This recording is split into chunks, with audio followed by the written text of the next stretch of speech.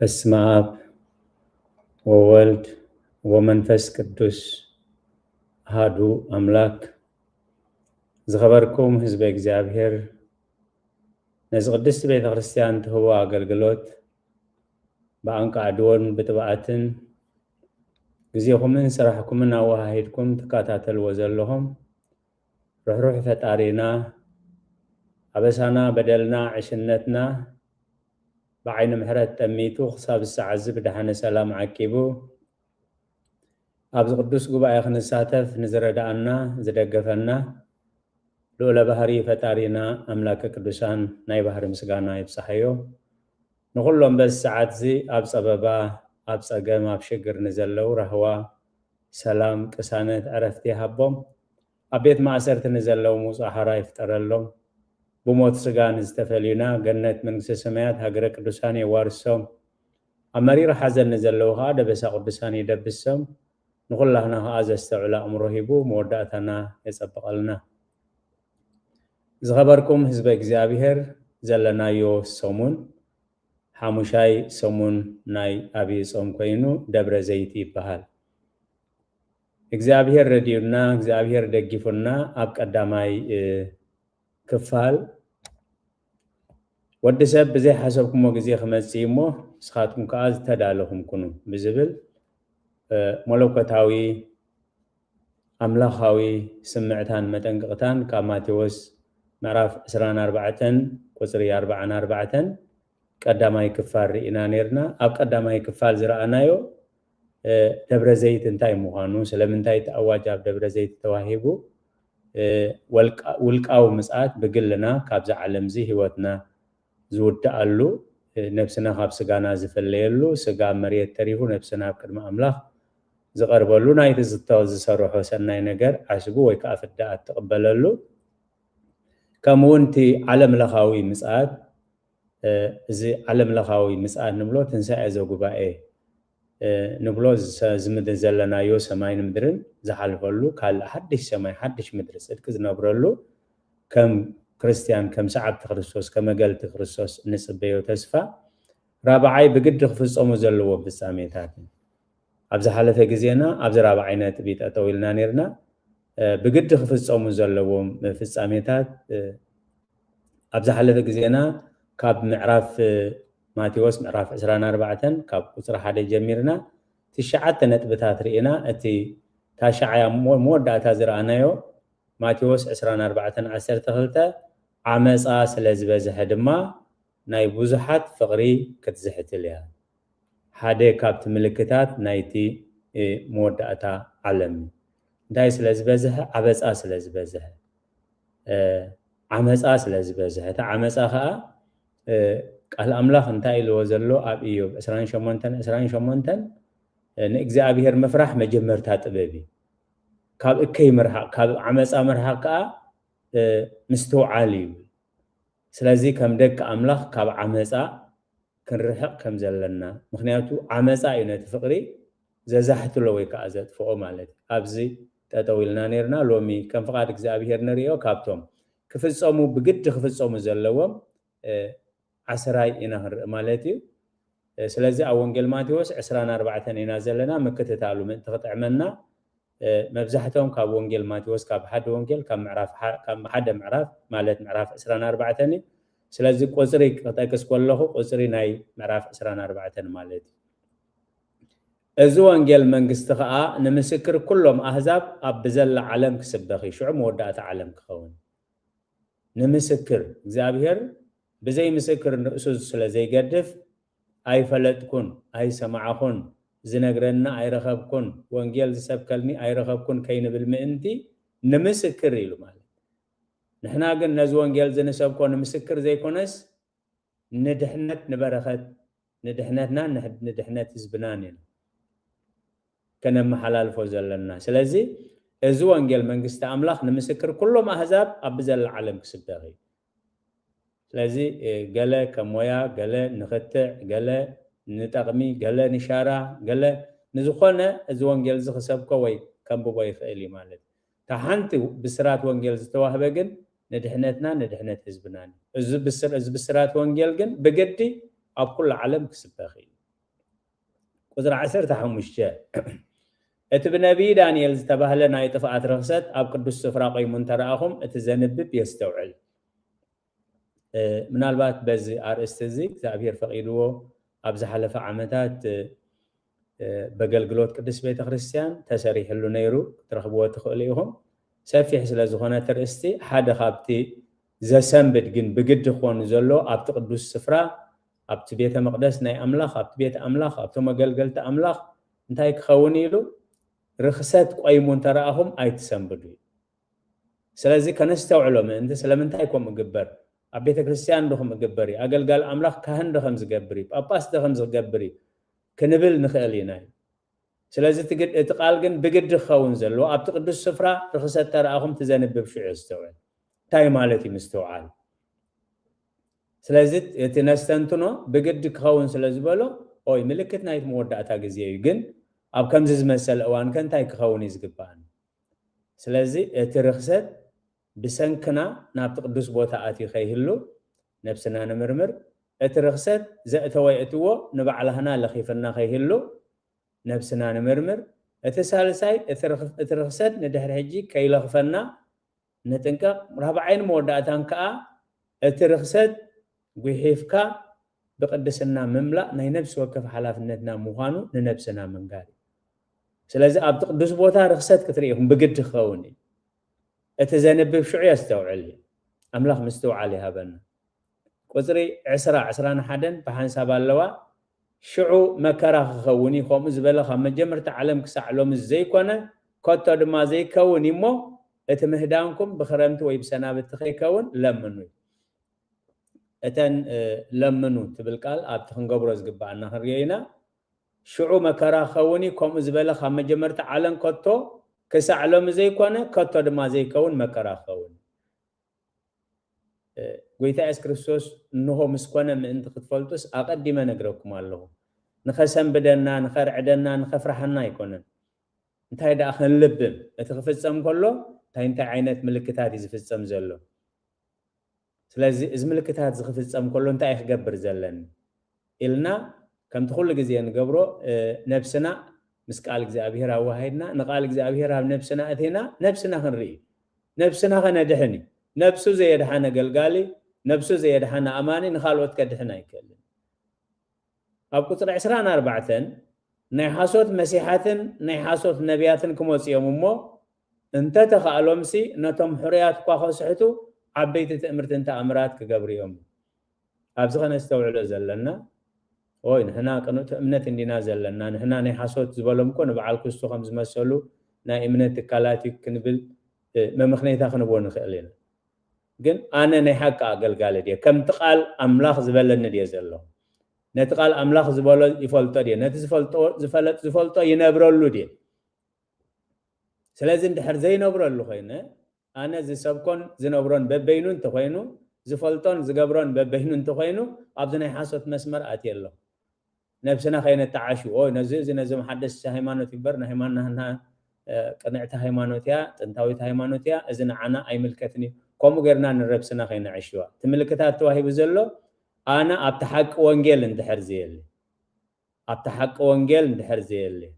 እቲ ዝብሎን ዝገብሮን በበይኑ እንተኮይኑ ነቲ ንሰብ ዝምህሮ ንባዕለይ ዘይገብሮ እንተኮይነ ኣብዚ ናይ ሓሶት መስመር ኣለኹ ማለት እግዚአብሔር ይቅረ ይበለልና ስለዚ እንታይ ክኸውን እዩ ነቶም ሕርያት ንምስሓት ከይተረፈ እንታይ ክገብር ዓበይቲ ትእምርትን ተኣምራትን ክግበር እዩ ስለዚ ብመንፈስ እግዚአብሔር ብእግዚአብሔር ዝገብር ተኣምራት ኣሎ በቲ ካልእ መንፈስ ዝግበር ነዚ ናይ ምልላይካ እዚ ተኣምር ብምንታይ ይግበር ኣሎ ብስመን ይግበር ኣሎ ከም ፍቃድ መን ይግበር ኣሎ ከነለልዮ ነቶም ሕርያት እኳ ከስሕቱ ስለዚ ንሕርያት ዝፋታተን እንተኮይኑ ንታራሰብ ከዳእሙ ስለዚ ትኽብደት ናይ ዝመለኮታዊ ቃል ኣንቢብካ ወይ ኣብ መጽሓፍ ቅዱስ ኮም ዝተጠቂሱሎ ዝማለት ኢልካ ስኢልካ ዝሕለፍ ጉዳይ ኣይኮነን እዩ ምክንያቱ ኣምላኻዊ መለኮታዊ መጠንቀቕታ እዩ ማለት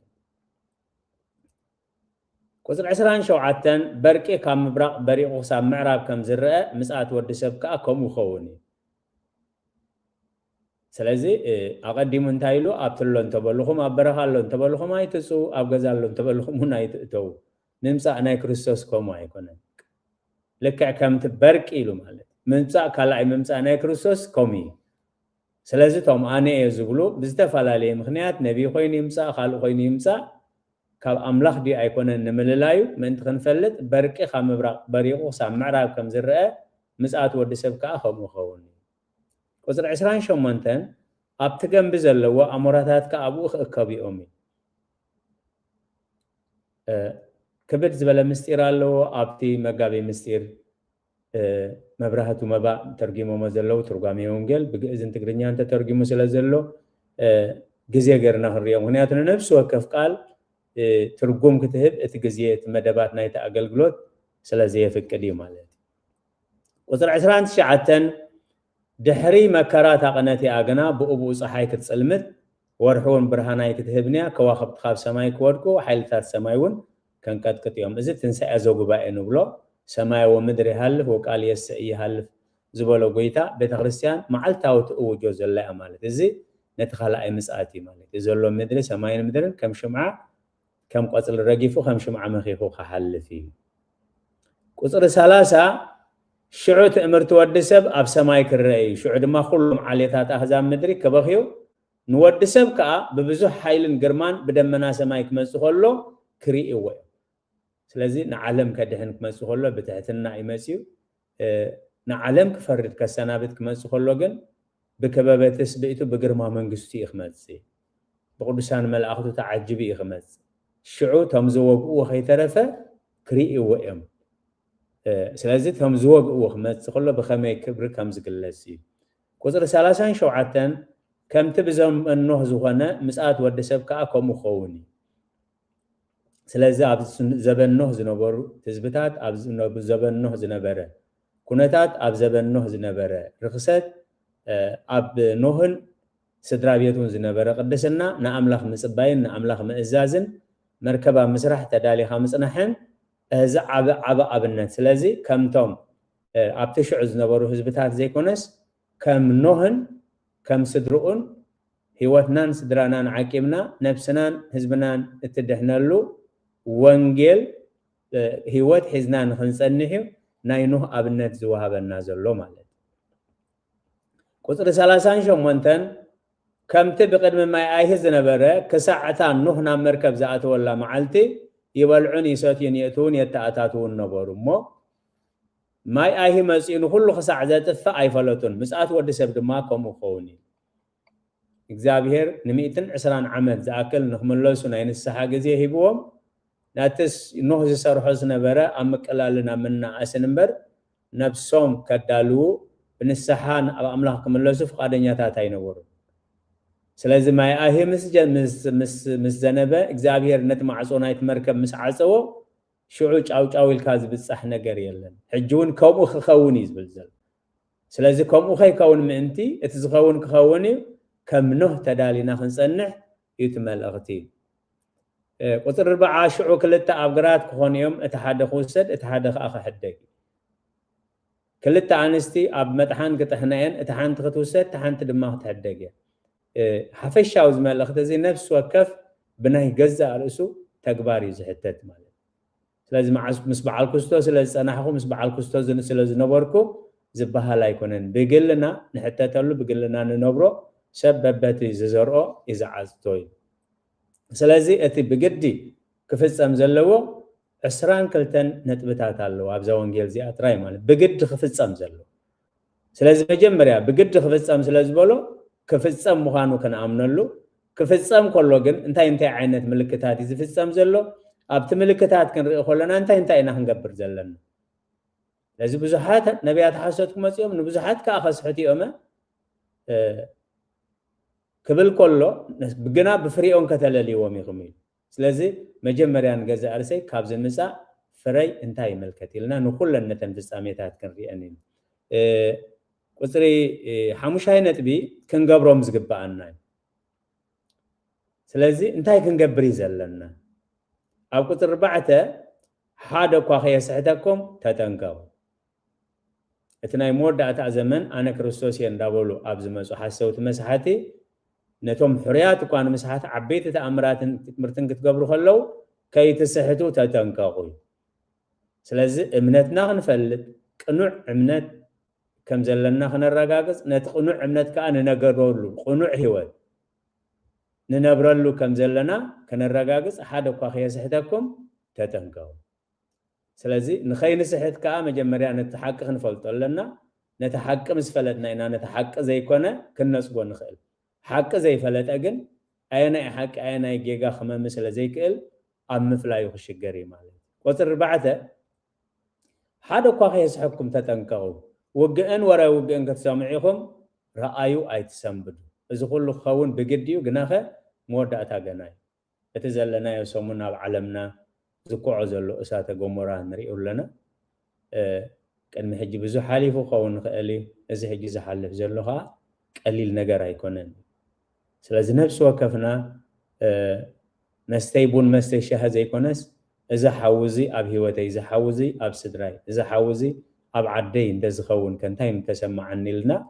نايب حكي كم أقل تعملخ اتعاق مناز قبعنا وأملاخ سلام أورد نسبتات سلام أورد نتوم أبسقاي زلو سلام هبوم نتوم بحيلهم زموكعو حيالاتك أعقسهم نتوم زقنزو السخاء زن النوم نتوم زتسابرو زقن النوم يلنا لك أباي كم زورد زلو خينا كنستنتننا أملاخ كنقربو وقئن ورقو انك تسامعيهم رأي وايد تسامبدو إذا كله خون بقديو قناخة مودعتها قناي مودعتها نستوعلا مودعتها قناي كان محجي تبع علم زفلت قدامي يوقع كلا يوقع علم تباهيلو حليفو دحر حجي تاي مساي نفلت انك زابير قن بنص راقتيمو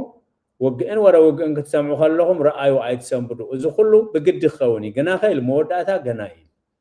إذا خطري يخلهم مودعتها خوينا يكونن مودعتها قناي قصري عسرته وحمشة اتزنبب يستوعل ابتا بقد خون زلوري اني نيرنا اب تقدس بوتا اب تقدس سفرار رخصت تراهم اتزنبب يستوعل سلازي مستوعل تخنكون ابتي رخصت زمولو اجزي رخصت زمولو كبابي رخصت زمولو بيت مقدس استوعل تخنكون مخنيات ز غداي زي ناي دحنت غداي بوازا فزازا زرق غداي يكون نايزل عالم هيوت وي نايزل عالم موتي كم زتارا نغرا مدر لو مرخيبكا صباح تقيرو لو مرخيبكا صباح تسونو ايكونن قزري 10 شدشته شعو ابي هدا زلو نابخراني هدوم ማለት ታይ ማለት እዩ ከረን በሪኽ ቦታ እዩ ስለዚህ እንታየው ሚሎም ተርጊሞም ቅዱሳን አቦታትና ስለዚህ ናምንታይ ወፃ አቢ ሁዳ ዘለው ናበኽራኒ ሂዶሙ ስለዚህ ከረን ማለት ታይ ማለት ንምንታይ እግዚአብሔር ንኖህ ኣብቲ ዘለው ከሎ ከድሕነው ይኽእል እዩ ግልጽ ኣይትበሉ ካብ ዝቦታ ውፁ ነፍስኹም ኣድሕኑ ናብቲ ከረን ኪዱ ክብሎም ከሎ እንታይ ማለት እዩ አቢ ሁዳ ዘለው እንታይ በሉ ናበኽራኒ ሂዶሙ ቁጥሪ 10 مهدامكم بخرمتي وي بسنابت خيكون لمن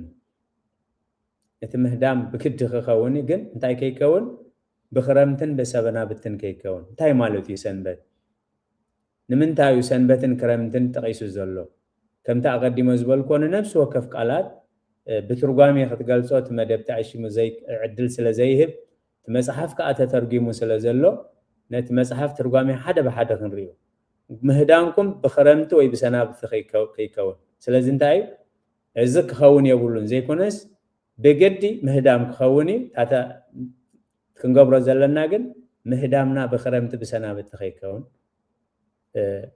لمنو صلي ቁጥር 30 አንከልተን ምስሉ ካብበለስ ካብኦም በለስ ተማሃሩ ጨናፈራ ምስለምለመ ቆጽላውን መስጠጥዐ ክረምት ከም ዝቀረበ ክትፈልጡ ይኹ ብዙሓት መማህራን ናይ ወንጌል ዝተፈላልየ ትርጉም ይህብዎ ንሕና ግን ቅዱሳን አቦታት ቤተክርስቲያንና እንታይ ለያቱ ትርጉሙ ምስ ፈለጥና ሽዑ ኣነኸ ብኸመይ የተግብሮ ነዚ ቁጥር 33 ከምኡ ድማ ንስኻትኩም እዚ ኩሉ ምስራእኹም ናብ ኣፍ ቤትኩም ምቕራቡ ፍለጡ መወዳእታ ገና እዩ ስለዚ በለ ሕጂ ግን እቲ ቆጽሊ በለስ ለምሊማ ዓንቢባ ምስራእኹም እንታይ ግበሩ እቲ እዋን ከም ዝፈለጠ ከምኡ ድማ ንስኻትኩም እዚ ኩሉ ምስራእኹም ናብ ኣፍ ቤት ምቕራቡ ፍለጡ እዩ ቁጥር 42 ስለዚ ጎይታኹም በየነይቲ ሰዓት ከም ዝመጽእ ኣይትፈልጡን ኢኹም እሞ ንቑሑ እዚ ናብቲ ቀንዲ መልእኽትና ይመጽእ ኣሎ እዚ ኩሉ ምልክታት ክመጽእ ከሎ ዋላ እዚ ኩሉ ምልክታት ይወሃብ ግን ጎይታ ብዝመጸሉ ሰዓት ግን ክትፈልጡ ኣይትኽእሉን ኢኹም እቲ መፍትሒ እንታይ ጎይታ ሎሚ ይምጻእ ጽባሕ ይምጻእ ኣብ ሕፃንነት ይምጻእ ኣብ ሽምግልና ብሕማም ይምጻእ ብሓደጋ ኩሉ ግዜ እንታይ ምዃን ታ መድሓኒት ተዳሊኻ ምጽናሕ እዩ ቁጥር 43 ግና ኸፍለጡ በዓል ቤት ነታ ሰራቕ ዝመጸላ ግዜ እንደዝፈልጥ ምነቕሐ ቤቱ ክትኳዓት ከላውን ስቃይ ምበለኒ ስለዚ በቲ ኣብ ዕለታዊ መነባብሮ እንገብሮ ብዝዳእና ቀሊል ነገር ሰራቂ ማእስ ይመጽእ ማእስ ኣይመጽእን ዘይኮነስ ገዛኻ ዓጺኻ መኪናኻ ዓጺኻ ኦፊስካ ዓጺኻ ብግቡእ ዓጺኻ ምጻእ እቲ መድሃኒት እምበር ሰራቂ ንዓኻ ኣብ ዝጥዕመካ ዘይኮነስ ንዑ ኣብ ዝጥዕሞ ስለዝመጽእ ክትፈልጥ ኣይትኽእልኒ ስለዚ ምዕጻው እያ ማለት ልክዕ ከምኡ ኣብነት ገይሩ እምበር ልክዕ ከም ሰራቂ ክመጽእ እዩ ስለዚ እቲ ሰራቂ ምክትታል ዘይኮነስ ንብረትካ ብግቡእ ምዕጻው ብግቡእ ምሕላው ከም ዝኾነ እዩ ቁጥር 44 ታርእስትና ማለት ስለዚ ወዲ ሰብ ብዘይ ሓሰብኩም ክመጽእ እሞ ንስኻትኩም ድማ እተዳለኹም ኩኑ እንታይ ማለት እዩ ምድላው እንታይ ኢና ክንዳሎ ሻርሻይ ነጥቢ ክንገብሮም ዘይግባአና ነገራት ስለዚ ብግዲ ክፍጸም ዘለዎ ሪኢና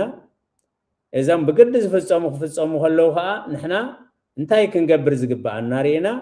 ሕጂ ከዓ ክንገብሮም ዘይግባአና እዞም ምልክታት እዚኦም ክረኣዩ ከለዉ ብፍጹም ክንገብሮም ዘይግባአና እዩ ኣብ ቁጥሪ 17 ኣብ ዝባን ናሕሲ ዘሎ ከዓ ካብ ቤቱ ገለ ክማላእ ኢሉ ኣይውረድ ኣብ ዝባን ናሕሲ ዘሎ ስለዚ ካብ ዝባን ናሕሲ ናበይ ይኸይድ እንታይ ማለት እዩ ናሕሲ መከራ እንዳመጽእ ካብ ዝባን ናሕሲ ጠጠው ክትብል ትኽእል ዲኻ ንሓደጋ ክትቃላዕ እንዲኻ ግን ናሕሲ ማለት እንታይ ማለት ኢና ክንርኢ ስለዚ ብዝመስለና ከምዚ ማለት እዩ ዘይኮነ ኣሰሮም ይጥለል ኣቦታትና ብራና እንዳፈሓቑ ቀለም ቆጽል እንዳሕረሩ ሓሙኽሽቲ እንዳሕረሩ እቲ ትርጓሜታት ስለ ዘጽንሑልና ናሕሲ ማለት እንታይ ማለት እዩ ንመጽናዕቲ ይሕግዘና ኢሉ እዚ ኣገልግሎት እዚ ንመጽናዕቲ ይሕግዘና መጀመርያ ፈላሊና ክንሪኦም ማለት እዩ ኖት ሒዝና ፈላሊና እንታይ እዮም ቶም ምልክታት እንታይ ክንገብር እዩ ዝግባአና ሕጂ ክንገብሮም ዘይግባአና ኣብ ዝባን ናሕሲ ዘሎ ካብ ቤቱ ገለ ክማላእ ኢሉ ንድሕሪት ኣይመለስ እዩ ምክንያቱ ዕርፊ ሒዙ ንድሕሪት ዝጥምት የለን ከም እንተኮይኑ ኣብ ዕሩ እዩ ክጎድእ ኢሉ ማሕረሱ እዩ ከበላሽ እዩ ዕርፊ ሒዝካ ንቅድሚት ምጥማት ስለዚ መጀመርያ ናሕሲ ማለት እንታይ ማለት እዩ ጎይታ ኢየሱስ ክርስቶስ ብምሳሌ ብትርጓሜ ኣብ ናሕሲ ዘሎ ገለ ነገር ክማላእ ኢሉ ንድሕሪት ኣይመለስ እዩ ምክንያቱ ዕርፊ ሒዝካ ንድሕሪት ምጥማት ኣዝዩ ሓደገኛ እዩ ኣብ ቁጥሪ 18 ኣብ ወፍሪ ዘሎ ድማ ክዳኑ ክወስድ ንድሕሪት ኣይመለስ ኣብ ስራሕ ዘሎ ግራቱ ዘሎ ኣብ ማሉ ዘሎ እንታይ ክገብር ክዳን ክወስድ ኢሉ ንድሕሪት ኣይመለስ እዩ እንታይ ደኣ ክገብር ዘለዎ እንታይ ማለት እዩ ንድሕሪት ምምላስ እንታይ ማለት እዩ ክዳን ማለት እንታይ ማለት እዩ ክዳን ክማል ኣብ ቁጥሪ 17 ኣብ ዝባን ናሕሲ ዘለዉ ከዓ ካብ ቤቱ ገለ ክማላእ ኣይውረድ ደጊሙ ማለት ኣብ ቁጥሪ 18 ኣብ ወፍሪ ዘሎ ድማ ክዳኑ ክወስድ ንድሕሪት ኣይመለስ ቁጥሪ 23 ሽዑ ገለ እንሆ ክርስቶስ ኣብዚ ወይ ኣብቲ እንተበልኹም ኣይትእመንዎ ስለዚ ኣብዚ ደሓይሽ ኣብዚ ቤተክርስትያን እንደዝሓይሽ ኣብዚ ቦታ ደዝሓይሽ ከም ዝተገበርካ ደሓይሽ ኣይኮነን ኢሉ በረኻ ኣሎ እንተበልኹም ኣይትፁ ገዛ ኣሎ እንተበልኹም ኣይትእተው ኣብ ልብና ክንረኽቦ ኣለና ነቲ ሓቂ ኣብ ልብና ክንረኽቦ ኣለና እንሆ ክርስቶስ ኣብዚ ወይ ኣብቲ ኣሎ እንተበልኹም ኣይትእመንዎ ከምኡ ኣይኮነን ቁጥሪ 26 እንሆ ኣብ በረኻ ኣሎ እንተበልኹም ኣይትውፁ ኣብ ቤት ኣሎ እንተበልኹም እውን ኣይትእመኑ ስለ ቃላቱ እግዚአብሔር ዝተመስገነ ይሁን ስለዚ እቶም ክንገብሮም ዘይግባአና ሓሙሽተ ዝኾኑ ነጥብታት ክንዝክሮም እዚ ምልክታት ዝኽርኢ ከሎ ብፍጹም ክንገብሮም ዘይብልና ንብዙሓት ሓያላት ንብዙሓት ብቑዓት ንድሕሪት ምምላስ ንድሕሪት ምጥማት ካብ ዝባን ናሕሲ ንመሬት ንምራይ ካብ በረኻ ንዓዲ ምምላስ እንታይ ማለት እዩ በረኻ سلقالات እግዚአብሔር ዝተመስገነ ይሁን ነቲ ትርጓሜ እንዳራአና ክንሪኦ ሻውዓይ አምላኻዊ ተስፋታት እዩ ስለዚህ ዝሁሉ ብግድ ኸውን ዘለዎ ፍጻሜታት አዝጂ ከቢድ ዝኾነ ፍጻሜታት ምሰቀመጠ እንታይ ክንገብር ከም ዝግባአና ምሰጠንቀቀ ክንገብሮም ዘይግባአና ብፍጹም ክንገብሮም ዘይግባአና ምሰጠንቀቀ እዚ ሁሉ እንተገርና ሽዑ ተስፋ አለ ከም ደቂ ተስፋ ተቀዳሚት ተስፋ ኣብ ቁጥሪ 13 እቲ ክሳብ መወዳእታ ዝዕገስ ገና ክድሕን لازم أسي مودعتها مودعتها كندي معلتي كندي عمد كندي جزينا هنعجز سلازي مودعتها مالت قويتها زعيلي قويتها زعيلو قويتها زملسلي سلسته معلت خون خل سلسته عمد خون ثلاثه عمد خون خل اتخساب مودعتها زعجز كنا نص خدهن ني دانيال كابتا مجمرتا لبخاب قدم እግዚአብሔር ዘቅናዓኻላ ክሳድካ ርእስኻ ኣብ ቅድሚ እግዚአብሔር ዘተሓተትካላ ጀሚሩ ጸሎትካ ተሰሚዕ ክሳብ መወዳእታ ዝዕገስ ክድሕን ኣብ ወንጌል ሉቃስ ምዕራፍ 21 ቁጥሪ 19 በትዕግስትክሙ ታጠሪዋ ለነፍስክሙ በትዕግስትኩም ንነፍስኩም ከተጥሪዋ ኢኹም ስለዚ ዓብ ተስፋ ኣለና እቲ ክሳብ መወዳእታ ዝዕገስ ግና ክድሕን ትዕግስትና ከም ቃል ኣምላኽ ከም መደብ ኣምላኽ نتخونتات ندارنا بتخونتات كيسن بدنا بتقال እግዚአብሔር እንዳተዓዘዝና ኣብን ኸዶ እዚ ዓይነት ተስፋ ኣለና እዚ ዓይነት ተስፋ ኣለና ስለዚህ ነዚ ተስፋ ዘንዳ ተጸበይ ክሳብ መወዳእታ ተጸበይ ኖህ ተዝበኸ በደ ክብደት ዝነበረ እታ ኖህ እታ መርከብ ምስተወደት 100 ዓመት ዝኾነ ምልክት ኣይነበረ እምነት ሓትት እግዚአብሔር መርከብ ስራሕ ኢልን መርከብ ተዳልያ ኾፍ ኢላላ ዝኾነ ለውጥ ይመፀን እንታይ ማለት ዳሉ በርከ እግዚአብሔር ዲተዛሪብኒ ቃል አምላኽ ዲኸ ወስለምንታይ ዳ መርከብ ምስተወደት ኣብ 10 ዓመት ይወዲዋ ከምቲ ጽሑፋት ናይ ቅዱሳን አቦታትና ኣብ 10 ዓመት ወዲዋ 100 ዓመት ካ ኾፍ ኢላል እዝኒ ኢዮብ ትዕግስቱ ዝፈታተኒ ነቶም كزملسو خا ناي نسحا ابا افدكي سلاذ قداماي تسفا اتخسام مودعتا زعجس كدهن تعجستي كساب كندي واغا خمزلوا سلاذ ولدنا اسرو مطلل اتزخبر النبرت ابتي غزيتي بقل سلاذ نبر انتايلوم عقلي واغا بقليل اتزخبر واغا يناي عقلي واغا بقل سلاذ اتي غويتا اسكريسوس كسام مودعتا زعجس كدحني زبلو اتحزنا مودعتا مالت اتا املاخ زعيلو ايو اتا املاخ زعيلو ايو كم تسفو زعيل 430 عمت اب قبص باروت كتكون يخم انتيلو 430 عمت كوداي قد 7 عمت اب بابلون كتنبرو يخم باروت كتكون يخم انتيلو مرچوغم سلازخون نእግዚአብሔር مغلغال كفو كوينو ترايو ناب كالا امالخ سلازخدو 7 عمت اب بابلون كغبرو نيرو عمت كلتا عمت كغبرو خلو خ انبيات حسوت نو እግዚአብሔር محركم يحجخت وصيهم እንዳበሉ ናይ حسوت ተስፋታት ይሄቦም ነይሮ እግዚአብሔር ከአቢ ኤርሚያስ ገይሩ 7 ዓመት ከወዳዩ ተዛሪበ ግን በኾንቲ ኮኑን ከወዳ ኣብቲ ዘለኹሞ ነበሩ ኣብቲ ዘለኹሞ አታኽልት ግበሩ ወይን ትኸሉ ታኽልት ዝሩ ንደቅኹም ነወዳትኩም ነዋልድኩምን امرعو ابت زلخمو بزح امبرايتو حدو دحر 7 عمت ግን ተስፋ خوصاكم ስለዚህ اب مبل 1 عمت مس ورد بابلون تتواهبو 69 عمت كم فقاد املاخ بابلون كون كان እግዚአብሔር ምስባይ ቀሊል ገድላ አይኮን ስለዚህ መወዳእታ ዝዕገስ ክድሕን ተኸላይተ ተስፋ ኣብ ቁጥር 22 እተን መዓልታት እቲአን እንደዚህ ሓጽራስ ስጋ ዝለበሰ ሁሉ ኣይመድሓነንሞ ምእንትቶም ሕርያተይ ገና እተን መዓልታት እቲአን ከሓጽራ በእንተ ቅዱሳኒከ በእንተ ጻድቃኒከ በእንተ ሐዋርያቲከ በእንተ ነቢያቲከ ክበሃል ከሎ ንምንታይ የድሊ ብቅጠታ ንክርስቶስ ምልማን ከአል እንዲ ክርስቶስ አማላድ ስለዘለና ካል ናይ ነቢያት ናይ ቅድስ ድንግል ናይ ሐዋርያት አማላድነት ያድልየናኒ ክብሉ ተሰምዒኻ ንዓና ግን እንታይ ኢልና እግዚአብሔር እንታይ በለ እግዚአብሔርከ እንታይ ተዛረበ በሉይ ስለዚህ ምንትቶም ሕርያተይ ከሕፅረልኩም እየ ዝብለና ዘሎ በዓል ጎይታ ኢየሱስ ክርስቶስ ጎይታ ኢየሱስ ክርስቶስ ስለ ሕርያተይ ከሕፅረልኩም እየ እንዳበለና ከሎ ከዓ ናይ ሕርያትካ ጸሎት ኣይድልየናኒ ስለ ሕርያት ካልካ ዘይኮንካ ስለ ርእስኻ ኢልካ መሓረና ክንብሎ ኣይንኽእልን እቲ ቃል ኣምላኽ ከምቲ ወለድና ዝብልዎ ክዝሕለካ ብኢድካ ክውዕየካ ብማንካ ዘይኮነ ስልክዕ ከምቲ ቃል ኣምላኽ ዝበሎ እግዚአብሔር ጎይታ ኢየሱስ ክርስቶስ እንታይ ኢሉ ይምሂሩ አቦታት ቤተክርስቲያን በመንፈስ ቅዱስ ተመሪሖም መጀመሪያ ቃል በቃሉ እንታይ ዝብል ስለቶም ሕርያተይ እቲ ናይ መከራ ናይ ጸበባን ጊዜ ከሕፅረልኩም እየ ስለቶም ሕርያት ናይ መከራ ጊዜን ደዘይ ሕፅረልኩም ስጋ ዝለበሰ ሓደ እኳ ይምድሓነን ዓለምና ትማሊ 3-4 ዓመት ዝገብር ሕማም ኮቪድ ክመጽእ ከሎ ዓለም ክትቋጻጽሮ ይከኣለትን ዓለም ዓቕማ ትገብርያ መድሃኒት ኣይተዳሉን ማለት ኣይኮነን ግን እግዚአብሔር ደው ምሰበለት ተጠዊ ስለ ቃላቱ እግዚአብሔር ዝተመስገነ ይሁን ስለዚህ ተስፋታት ምእንትቶም ሕርያተይ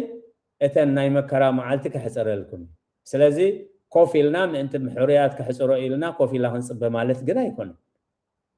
ምክንያቱ ስለምንታዮም ሕርያት ኮይኖም ኣሰር ናይ ተሕርየቶም ምስከና ኢና ናይ ሕርየቶም ናይ እግዚአብሔር ዝሃቦን ኪዳን ተሳተፍቲ ንኸው ቃል ኣምላኽ ኮሚል ኣብ ዕብራውያን ምዕራፍ 13 ቁጽሪ 17 ነቶም ቃል እግዚአብሔር ዝነገርኩም መራሕትኩም ዘክርዎም ከመይሎን ከም ዝነበሩ ከመይሎን ከም ዝሞቱ ርኢኹም ኣሰር እምነቶም ሰዓቡ ስለዚህ ኣሰር እምነቶም እንደዘይ ስዒብና ኮፊልና ተስፋ ስለዝተዋሃበ ኪዳን ስለዝተዋሃበ ተኻፈልትና ይትምሕረት ንከውና ይንኽእልን ከሓዝኮ ወደ መዝሙር ናይ ኤልሳዕ ነይሩ ምስ ኤልሳዕ ነይሩ ኣሰር ኤልሳዕ ስለዘይከደ በቲ ኤልሳዕ ዝምራሓሉ መንፈስ እግዚአብሔር ዘይኮነስ ብኻልእ መንፈስ ናይ ስስዕትን ናይ ሓሶትን ናይ ምጥፍፋእን መገዲ ስለዝመረፀ ኣብ ክንዲ በረኸት ኤልሳዕ ዝወስድ ካብዚ ከምዚ የድሕነና ህይወቱን ስድሮን ለምጽ ንእማን ናይ ተሰርያዊ ወሪሱ ግን ወደ መዝሙር ናይ ኤልሳዕ እዩ ስለዚህ ምእንትቶም ሕርያተይ ከሕፅረልኩም ይኽብል ከሎ ከዓ ብኾፍና ስለ ሕርያቱ ኢሉ ከሕፅረልና ዘይኮነስ ኣሰርቶም ሕርያቱ ምስከድና ኢና ናይቶም ሕርያት ምሕረት ተኻፈልቲ ንኸውን ስለዚህ ምእንትቶም ሕርያተይ ከሕፅረልኩም እዚ ህያው ቃል ተስፋ ዓብ ተስፋ እዩ ከን መዓልታት እቲአን እንደዘይ ሓፅራስ ስጋ ዝለበሰ ኣይመድሓነን ምእንትቶም ሕርያት ገና እተን መዓልታት እቲአን ከሓፅራ እየን ስለ ቃላቱ እግዚአብሔር ዝተመስገነ ይሁን እቲ ሳልሳይ ተስፋ ኣብ ቁጽሪ 31 ንመላእኽቱ ከዓ ብብርቱዕ ድሃይ መለኸት ክልእኾም እዩ ነቶም ሕርያቱ ከዓ ካብ ሓደ ወሰን ሰማይ ክሳዕቲ ሓደ ወሰን ሰማይ ካብ 4 ማዕዝን ነፋሳት ብማዕዝን ነፋሳት ክእክቦም እዮም ስለዚህ ቶም ደቂ ኣምላኽ ሕጂ ዝሳቀይዎ ሕጂ ዝእሰርዎ ሕጂ ዝዋረድዎ ሕጂ ዝግፍዕዎ ኩሉ ነገር እንታይ ኢሉ ኣብዚ ዕለት እዚ መላእኽቲ ኣምላኽ ካብ ኩሉ ማዕዝን ኣምላኽ ካብ ኩሉ ማዕዝን ዓለም ኣኪቦም ናብ ዝሓጎስ ክእክብዎም እዮም ንመላእኽቱ ካብ ብብርቱዕ ድሃይ መለኸት ክልእኮም እዩ ነቶም ሕርያቱ ኢሉ ኣብዚ ልብ ንበል ነቶም ሕርያቱ ምክንያቱ ምእንትቶም ሕርያተይ ከሕፅረልኩም እየ ዝበለ ነቶም ሕርያቱ ከዓ ካብ ሓደ ወሰን ሰማይ ክሳዕ እቲ ወሰን ሰማይ ካብ 4 ማዕዝን ነፋሳት ክእክብዎም እዮም እቶም ኣብቲ ሕርየት ዘይመፁ ኸ ካብዚ ከምዚ ዝሰወረና ናብቲ ካልኣይ ሞት ትንሳኤ ዘለደይን ናብቲ ንመላእኽቱን ንሰይጣንን ዝተዳለወ ናይ ስቃይ ቦታ ማለት እግዚአብሔር ይቅረ ይበለልና ቁጽሪ 45 እቲ ጎይትኡ ምግቦም በብግዚኡ ክህቦም ኢሉ ኣብ ስድራ ቤት ዝሸሞ እሙንን ኣስተውዓልን መን ኮኒ ጎይትኡ ክመጽእ ከሎ ከም ዝናገበረ ዝረኽቦ ባርያ በዚ እዩ ስለዚ ጎይታ ክመጽእ ከሎ ዘይረክቦ እግዚኡ በምግባር ሰናይ ጎይታ ክመጽእ ከሎ ኣብ ሓቂ ኣብ ንስሓ ኣብ ፍቅሪ ኣብቲ እግዚአብሔር ዝበለና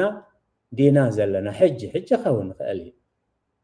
ስለዚ ጎይትኡ ክመጽእ ከሎ ኣብዚ እሙንን ኣስተውዓልን ኢሉ እሙንን ኣስተውዓልን ሕያዋይን ኢሉ ጎይትኡ ከም ዝናበለ ዝረኽቦ ሰብ ብጽናሉ ኣብ ኩሉ ገንዘቡ ክሸሞ ከም ዝሸሞ ብሓቂ እብለኩም ኣለሁ سلقالاتو እግዚአብሔር ዝተመስገነ ይሁን ሎሚ ምናልባቶም ድሕር ኢልኩም ዝኣተኹም እዚ ወድሰብ ብዘይ ሓሰብኩም ግዜ ክመጽእ እሞ እተዳለኹም ኩኑ ዝብል ካልኣይ ክፋል ካብቲ ብግዲ ክኸውን ዘለዎ ብግዲ ክኸውን ዘለዎ ኩነታት ኢና ርኢና 22 ከዓ ብግዲ ክፍጸሙ ዘለዎም ማለት ስለዚ ይፍጸሙ ምህላዎም እንታይ ይፍጸም ኣሎ ዓለምና ከባቢና ኣብ ህይወትና ምርግጋጽ ከድልየና እዩ ስለዚኦም ፍጻሜታት እዚኣቶም ክፍጸሙ ከለው እንታይ ክንገብር ይዝግባአና ከም ቃል ኣምላኽ ልክ ኣብታ ወንጌል ማቴዎስ 24 ከምዚ ክትሪኢ ከለኹም ከምዚ ግበሩ ከምዚ ክትሪኢ ከለኹም ከምዚ ግበሩ ከምዚ ክትሪኢ ከለኹም ከምዚ ግበሩ እናተሓሓዝና ንኣብነት ብዙሓት ሓሰውቲ ነቢያት ክመጽኦም እንተተኸኣሎም ንብዙሓት ከስሕትዮም ንስኻትኩም ግን ከይትስሕቱ ተጠንቀቁ مسحات كم زلوي لازم እምነትና بقبوء كنفلت اتزمت زلو بيناي مسالو بفريهم كتلليهم يهم بسبكتهم بتمهرتهم بدرجه معرقهم بمسكلهم بمطمطمهم بخابهم هيبلن إلو زلو بنصري بفريهم كتلليهم ስለዚህ قدم ሁሉ فرناتين تاي فرمنفس ቅዱስ دي فرمنفس ቅዱስ ተዘይ ኮይኑ እንታይ ይዘሉ ስለዚህ ነቶም እንለልየሉ ሓደ بفرينا بهوتنا مخان ስለዚህ እቲ ክንገብሮ ዝግባአና እዚ ክትሪኢ ከለኹም እዚ ግበሩ ክንገብሮም ዝግባአና ነጥብታት ርኢና መልሽና ከዓ ክንገብሮም ዘይግባአና ብፍጹም ክንገብሮም ዘይግባአና ኣበረኻሎ እንተበልኹም ንበረኻ ኣይትኸይዱ ገዛሎ እንተበልኹም ገዛውን ኣይትእተው ምጽኣት ክርስቶስ ቃል ይሂበኩም ኣብ ቃሉ ነበሩ ምጽኣት ክርስቶስ ግን ከምቲ በርቂ ካብ ምብራቅ ክሳብ ምዕራብ ካብ ሰሜን ክሳብ ደቡብ ዝኸይድ ከምኡ እዩ ኣብ ገዛ ኣብ ዋሻ ኣብ ዓዲ ኣብ ቤተ ክርስቲያን ስለዚ ቀየርካ ሃይማኖት ስለዚ ቀየርካ ማሕበር ስለዚ ቀየርካ ከምኡ ከምዘይኮነ ብንጹር ቃሉ ምሂርና ስለዚ ቶም ክንገብሮም ዘይግባአና ሻዋዓይ ነጥብ እንታይ ኢና ርኢና ክንገብሮም ዝግባአና ምስ ገበርና ካብቶም ክንገብሮም ዘይግባአና ምስ ተዓቀምና ነቲ ዝመጽእ ኩነታት ምሰለለና ዘለና ተስፋታት እቲ ክሳብ መጨረሻ ዝዕገስ ክድሕኒ እተን መዓልታት ናይ መከራ እዋን ስለቶም ሕርያተይ ክሕጽረልኩም ነቶም ሕርያት ኣምላኽ ካብ ጫፍ ሰማይ ካብ ጫፍ ምድሪ ክሳብ ጫፍ ምድሪ መላእኽቲ ኣምላኽ ብድምጽ መለኸት ክእከብዎም እዮም ናብቲ ናይ ዘለኣለማዊ ሓጎስ ስለ ቃላቱ እግዚአብሔር ዝተመስገነ ይሁን ንዝመጽእ ግዜና ንሕና እንተለና ኣምላኽ ከዓ እንተፈቐዶ ሻሙናይ ነጥቢ እንታይ ክንርኢና ኣምላኻዊ መጠንቀቕታ ኣብዚ ምዕራፍ እዚ ኣብ ደብረ ዘይቲ ዝወሃቡ ኣምላኻዊ መጠንቀቕታ ኣለዉ ታሻዓይን መወዳእታን ከዓ መወዳእታ መልእኽትን ዕላማ ናይ ዝሰሙን እዚ ናይ ደብረ ዘይቲ እንታይ እዩ ትቐንዲ መልእኽቲ ትቐንዲ ዕላማ ንምንታይ ኣብ ቤተ ክርስቲያን ብሰሙኑ ደብረ ዘይቲ እንዳበለት ብዛዕባ ምጽኣት ክርስቶስ ብዛዕባ ግላዊ ምጽኣት ብዛዕባ ሓፈሻዊ ምጽኣት ብዛዕባ ምሕላፍ ምስንባት ዓለም ቅድሚኡ ክፍጸም ዘለዎ ከባቢና ናብ ዓለምናን ንምንታይ ኣብ ቤተ ክርስቲያን ነዚ ሰሪዓቶ መወዳእታ መልእኽትን ዕላማን ናይ ዝሰሙን እዚ ክርኢና ንሕና እንተለና እግዚአብሔር ከዓ እንተፈቐዶ ክልተ ነጥብየን ሰንካ እንታየን ኣምላኻዊ መጠንቀቕታ ምክንያቱ ነቲ መጠንቀቕታ እንደዘይ የስተውዒልካሉ ሳዕብየኑ ከቢድ እዩ ዝኸውን ነቲ መጠንቀቕታ ኣዝና ክነስተውዕለሉ ምክንያቱ መለኮታዊ መጠንቀቕታ እዩ በለዓም ከይትኸይድ ምስ በሎ እግዚአብሔር ይዝብለኒ ዘሎ ስለዚ እንተኸይደ ጽቡቕ ኣይክኸውንኒ መወዳእታይ ኢሉ ክምለስ ዝግብኦ ጴጥሮስ ሕጂ ክትከይድ ኣይትኽእልኒ ኢኻ ክብሎ ከሎ ሕራይ ጎይታይ ክብል ዝግብኦ ኣነ ክኸይድ እየ ምስኻ ወላ ኩሎም እንተኸሓዱ ከዓ ኣነ ኣይክሕደካኒ ስለዚ ምሳይ ምማተ ተረፍካስ ክሳብ ደርሆ ዝንቁ ሰለስተ ግዜ ክትክሕደኒ ኢኻ ኢልዎ ሽዑን ክርድኦ ይከኣል